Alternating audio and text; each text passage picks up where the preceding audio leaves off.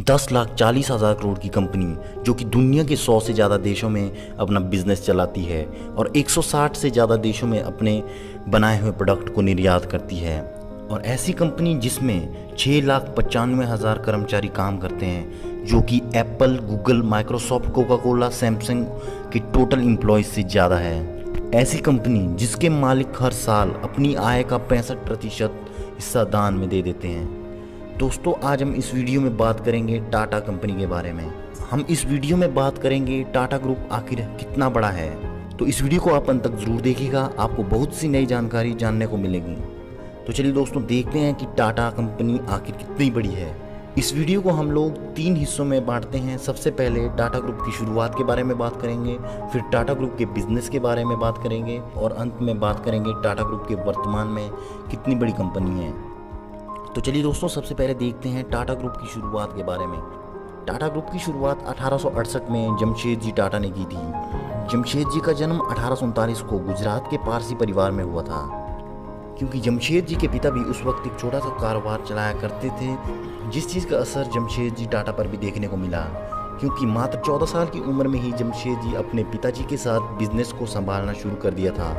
फिर पढ़ाई पूरा करने के बाद जमशेद जी ने अपने पिताजी के बिजनेस को पूरी तरह से संभालना शुरू कर दिया। लेकिन जमशेद जी को लगता था कि अगर वो उस बिज़नेस को पुराने तरीके से ही करेंगे तो वो बिज़नेस कभी भी बड़ा नहीं होगा। और उनकी सोच सही भी थी। और अपने बिजनेस को बड़ा करने के लिए उन्होंने पहले कई बड़े देशों के दौरे किए और समझा कि उस समय के वर्तमान समय में किस चीज़ की डिमांड सबसे ज़्यादा है और उसे कम कीमत पर भारतीयों को कैसे मुहैया करवाया जा सके। जब जमशेद जी को लगा कि टेक्सटाइल कारोबार पर अपने बिजनेस को बढ़ाया जा सकता है और लोगों को कम दाम पर प्रोडक्ट भी मुहैया करवाया जा सकता है, क्योंकि उस वक्त ज़्यादातर टेक्सटाइल इंडस्ट्रीज अंग्रेज़ों के अधीन थी, जो कि प्रोडक्ट पर भारतीयों से बहुत ज़्यादा पैसा वसूल किया करती थी और बहुत ज़्यादा मुनाफा भी कमाया करती थी। मात्र 29 साल की उम्र में ही जमशेद जी ने पुरानी बंद पड़ी ऑयल मिल को 21,000 रुपये में खरीदा और उसको एक कॉटन मिल में बदल दिया, जिसका नाम उन्होंने टेक्सटाइल मिल रखा। और इस कॉटन मिल में से टाटा कंपनी की शुरुआत हुई, जो कि बाद में जाकर एक बहुत बड़ी कंपनी बनने वाली थी। जमशेद जी टाटा बहुत ही देश प्रेमी व्यक्ति थे। वह अपने देश और देशवासियों के लिए कुछ ऐसा करना चाहते थे जिससे कि आम लोगों की मुसीबतें थोड़ी कम हो जाए। इसके लिए जमशेद जी टाटा ने 4 लक्ष्य रखे। एक था आयरन स्टील कंपनी बनाना, भारत में वर्ल्ड क्लास एजुकेशन इंस्टीट्यूट बनाना, एक हाइड्रो इलेक्ट्रिक प्लांट लगाना और भारतीयों के लिए 5 स्टार होटल बनाना।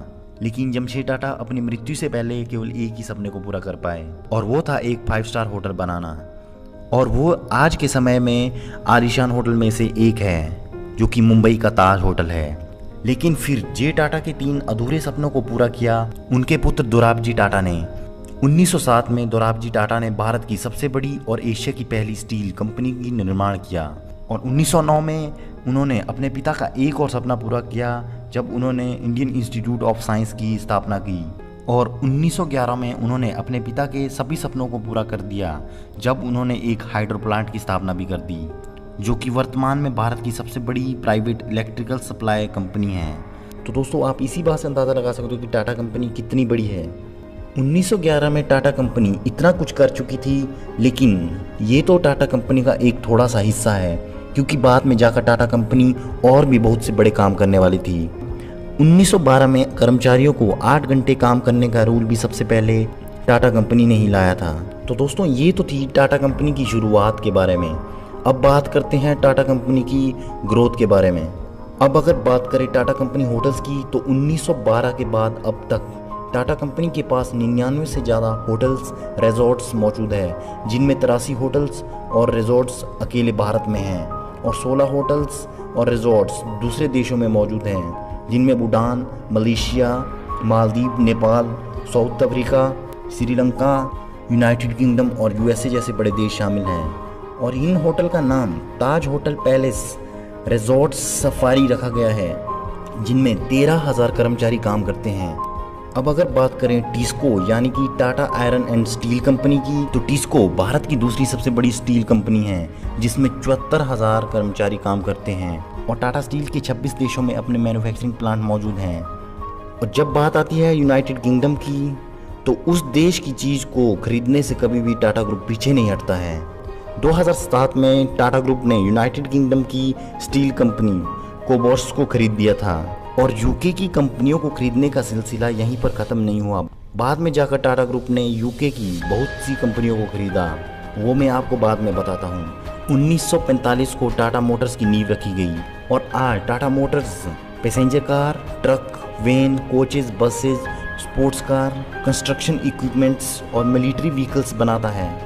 टाटा मोटर्स के मैन्युफैक्चरिंग प्लांट दुनिया भर में मौजूद हैं, जिनमें मुख्यतः Bharat, Argentina, South Africa, Great Britain और थाईलैंड मौजूद हैं। और टाटा मोटर्स ने अपनी पहली कमर्शियल व्हीकल 1954 में डेमलियर बेंज के साथ मिलकर बनाई थी।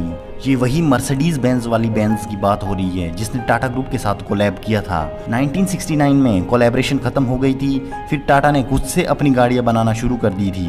टाटा ग्रुप की जब फैमिली आगे बढ़ी तो रतन टाटा जब टाटा ग्रुप को संभालने लगे तो रतन टाटा की शुरू से ही एक ख्वाहिश थी कि भारतीयों के लिए ऐसी पैसेंजर कार बनाई जाए जिसमें कि बेस्ट क्वालिटी हो और वो अफोर्डेबल भी हो। उसी सपने को पूरा करते हुए 1998 में टाटा मोटर्स ने टाटा की पहली passenger car Tata indica market में उतार दी, लेकिन इस कार की बिक्री कुछ ज़्यादा नहीं हुई और कंपनी घाटे में जाने लगी। 1999 आते आते रतन टाटा ने टाटा ग्रुप्स की कार कंपनी को बेचने का फैसला ले लिया और इस कंपनी को खरीदने के लिए अमेरिकन कंपनी फोर्ड तैयार हो गई। लेकिन जब रतन टाटा कार कंपनी को बेचने की डील को फाइनल करने के लिए अमेरिका गए तब वहां पर फोर्ड कंपनी की उस डील टीम ने मजाक बनाते हुए टाटा को कहा था कि अगर आपको कार बनानी आती ही नहीं थी तो आपने कार बनाई ही क्यों। ये बात रतन टाटा को पसंद नहीं आई और रतन टाटा डील कैंसिल करके भारत लौटे और अपना काम ऐसे ही शुरू रखा और कार की मैन्युफैक्चरिंग कंटिन्यू रखी। और 2008 में फिर से फोर्ड और टाटा कंपनी के बीच कार कंपनी बेचने की डील हुई, लेकिन इस बार तस्वीर उल्टी थी। इस बार फोर्ड कंपनी अपनी कार कंपनियां जैगवार और लैंड रोवर बेचने भारत आई थी, जो कि 18% घाटे में चल रही थी। लेकिन जब उन दो कार कंपनियों को कोई नहीं खरीद रहा था तब 2008 में टाटा ने दोनों कार कंपनियों को खरीद दिया और आज ये दोनों कार कंपनियां टाटा के लिए प्रॉफिट कमा रही है। और यही नहीं, टाटा ने साउथ कोरिया के ऑटोमोबाइल कंपनी देवू को भी खरीदा है और भारत में मार्को पोलो के 50% शेयर भी खरीद दिए हैं, जहां पर आज आप भारत में टाटा के मार्को पोलो सिटी बसेस देखते हैं। साथ ही साथ फेट कंपनी भारत में टाटा के साथ मिलकर गाड़ियां बनाती है। अब बात आती है आईटी सेक्टर की, तो टीसीएस भारत की नंबर 1 आईटी कंपनी है जिसकी टोटल कीमत 112 बिलियन रुपए है। वहीं दूसरे नंबर पर इन्फोसिस आती है जिसकी टोटल कीमत टीसीएस से आधे से भी कम है, केवल 39,000 करोड़ है। टीसीएस में दुनिया भर में सबसे ज़्यादा कर्मचारी काम करते हैं। टीसीएस में इस वक्त 3,87,000 कर्मचारी काम करते हैं और दुनिया में सबसे ज़्यादा सेटिस्फाइड कर्मचारी भी टाटा ग्रुप से ही है, क्योंकि टाटा में कस्टमर और कर्मचारी दोनों का पूरा ध्यान रखा जाता है। टाटा स्टारबक्स में भी 50% शेयर टाटा के हैं और 50% शेयर स्टारबक्स कंपनी के हैं। और अगर हम बात करें अब वर्तमान समय की तो टाटा नमक, टाटा मसाले, Tata Tea, Tata Coffee, Tata Sky, Tata Voltas AC, Consultancy Services, Tata Power, Tata Chemical, Tata Global Beverages, Tata Telecoms, Titan Tata Watches, Tata Communication और Tata Indian Taj Hotel Tata company के अंडर आती है। लेकिन इतना कुछ होने के बावजूद भी रतन टाटा साधारण ज़िंदगी जीते हैं और वह इतना कुछ होने के बावजूद भी भारत के टॉप 10 रिचेस्ट पर्सन में नहीं आते हैं। इसकी वजह है क्योंकि वह हर साल अपनी आय का 65% हिस्सा चैरिटी में दे देते हैं, जो चीज़ उन्हें दुनिया के अमीर आदमी से भी ऊपर बनाती है। अंत में रतन टाटा की एक बात ज़रूर कहना चाहूँगा। रतन टाटा कहते हैं, मैं सही फैसले नहीं लेता हूँ, मैं सही फैसले लेने में विश्वास नहीं करता हूँ, बल्कि फैसले लेकर उन्हें सही साबित कर देता हूँ। तो दोस्तों, आज के लिए इस वीडियो में बस इतना ही। आपको ये वीडियो कैसी लगी प्लीज़ कमेंट में लिखकर ज़रूर बताइएगा। अगर आपको ये वीडियो पसंद आई हो तो इस वीडियो को लाइक और शेयर ज़रूर करिएगा। इसी तरह की हमारी अन्य वीडियोज़ देखने के लिए हमारे इस चैनल को सब्सक्राइब करें।